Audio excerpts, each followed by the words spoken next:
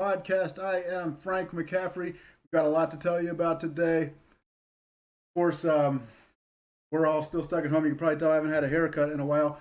But we're asking that you please subscribe. Joined by ALG President Rick Manning, who is also homebound. Rick, it's been an interesting time, and we're all, I guess, feeling the pinch, right? Feeling the coronavirus freeze right now.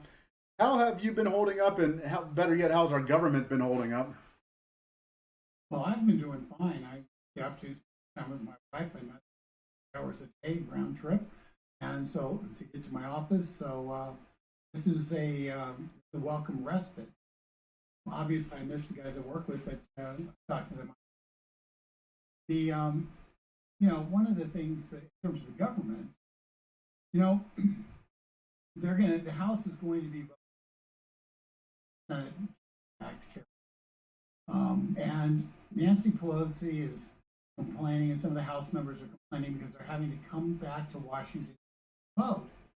Well, let me explain to you why I think they should have come back, and something else they should do. Nancy Pelosi sent Congress, sent the House representatives home last week without doing a fundamental, having actually vote in the future during this short emergency. And so, because she do that, what her plan was to simply negotiate and say, whatever I negotiate, the rest of the House has to. And I'm going to just then put it on the floor, and the people who live in the Washington, D.C. area, congressmen who live in the Washington, D.C. area, coming in and pass it by unanimous consent, and then it'll all pass, and the House will have done its work. Problem with that's not how our government to work. People in Kansas, people in Utah, people in Washington State, people in Montana, people in St. Louis, Missouri need to have their representatives able to actually participate in voting on the biggest spending bill in the history of our nation. And because Nancy Pelosi, she essentially left herself open where now members of Congress are funneled and flying back because Tom Massey, Kentucky, rightfully insisted that there actually be a real vote on the biggest spending bill in history, even though it will likely pass with 380 or more. It did pass unanimously in the Senate, in spite of the fact filled with pork. And Nancy Pelosi didn't waste the opportunity, the crisis, put money in for favored constituencies, including the Kennedy Center at $25 million, so elites in Washington D.C. can go to the opera. But it's just so Tom Massey rightfully recognized that the members of Congress should actually vote on this. And so they're going to assemble a quorum probably today. 216 members will be in the Washington, D.C., and they're going to be disgruntled and mad because they all had to leave their basements and get on a plane and take the risk of getting the COVID-19 virus. And so they're pretty mad, and they're mad at Tom Massey, would argue on person.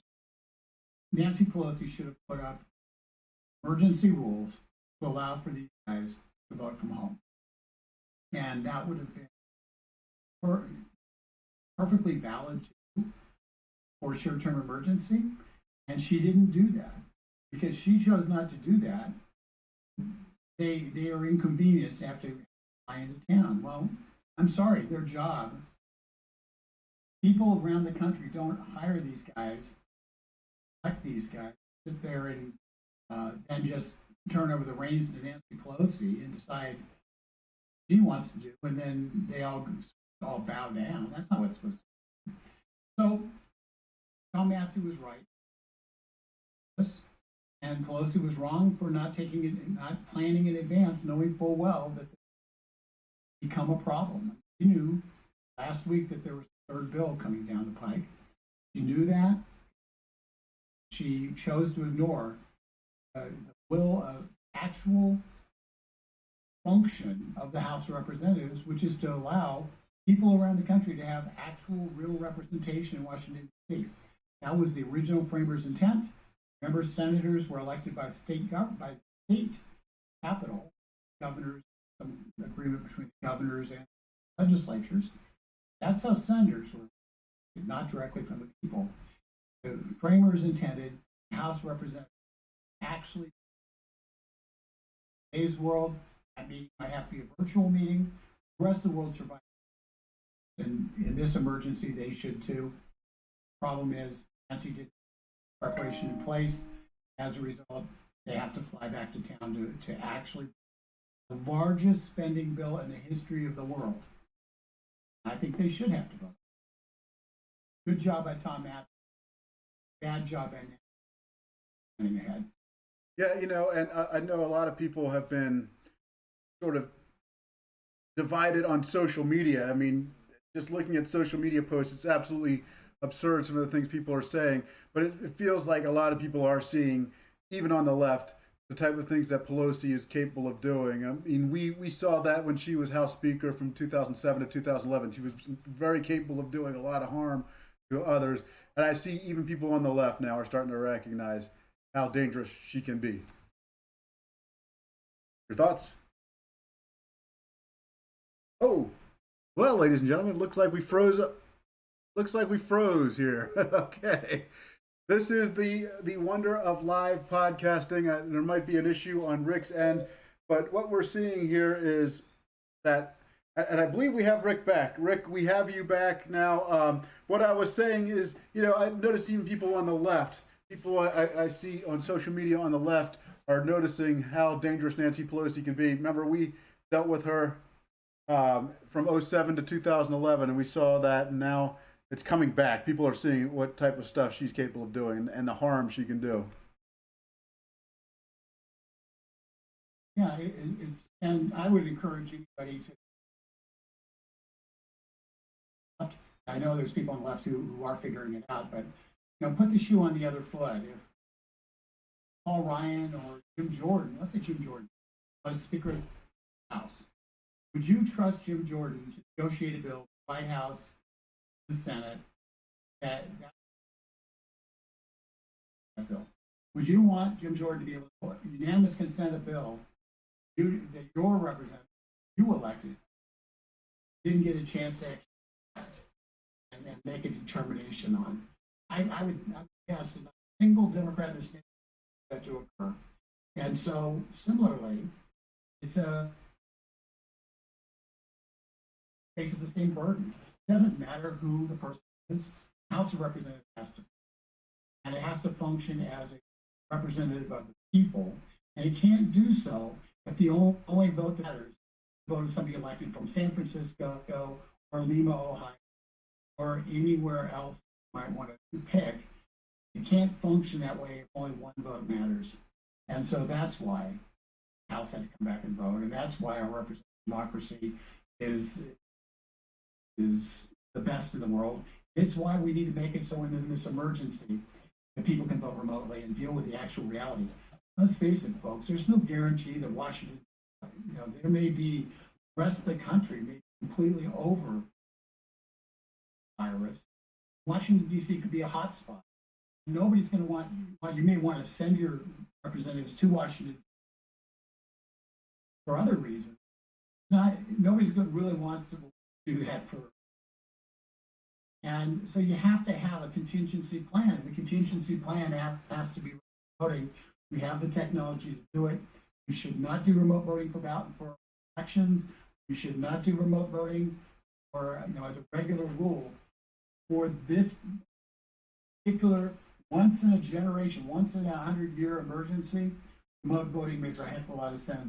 And for the technology, we now can do that in a secure manner, and it just makes sense for Nancy Pelosi to look for a change in the rules to allow it, so that every person in the country has their member of the House of Representatives available to be able to represent them on these important issues in the country.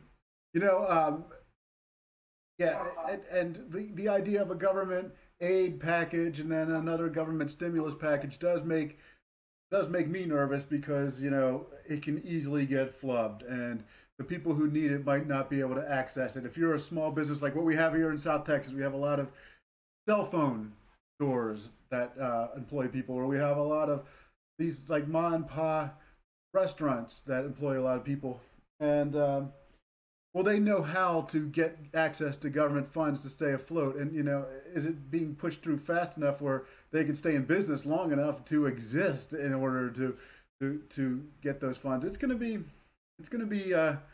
interesting to see. I have a feeling it's going to get ugly, and I think it's going to be a tough year. Um, Now, Rick, unfortunately, we are breaking up a lot, so we might have to get out of this podcast early. Again, we're dealing with the realities of this shutdown of our lives. So, but just one more question: what do you think happens to the future of the economy? How long does the recovery take? Are we going to be back on our feet in a year, 6 months, 2 months, 10 years? Do you have a prediction? I think different people will be impacted in different realities. Both Federalists have that up allows for the governor of Texas, governor of New York might choose to take. And the sooner that you're able to get the economy up and running, at least partially up faster. You're right, small business. We put up 100 videos on our website, .com, of the different businesses talking about the impact of it. Some of them say that they're going to have to close within 2 weeks because it just can't exist. No revenues coming in. And so so we see business after business closing. We had 3.2 million people apply for unemployment insurance last week. And so delays in getting stuff done over some silliness that Pelosi wanted to include in the bill, or her lack of planning to have a vote on this bill. Delays caused because Pelosi is incompetent and greedy, really are not. Hopefully, the voters will hold her accountable for the mistakes she's made.